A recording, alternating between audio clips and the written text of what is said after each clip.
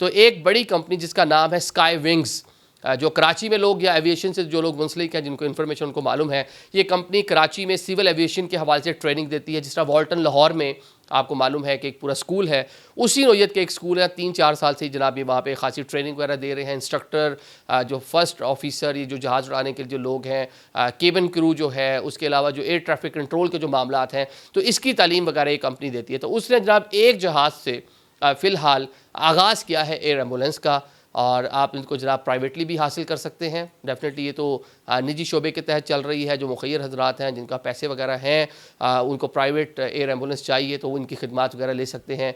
ईदी वो भी कुछ चीज़ें उनकी पेड होती हैं, आप उनकी बल्कि जाके वेबसाइट वगैरह पे जो भी उनका ऑनलाइन या उनको फ़ोन करके पता कर सकते हैं। वो आपको बेहतर बता सकते हैं कि वो किस तरह ऑपरेट करते हैं। अगर आपको एयर एम्बुलेंस की ज़रूरत है तो क्या SOPs हैं, या क्या वो कायदो ज़वाबित हैं, या क्या कंडीशंस हैं मरीज़ की, किस तरह की उसकी हालत हो तो इस तरह की वो आपको फैसिलिटीज़ जो है वो देंगे और उसके बदले में आपसे क्या लेंगे।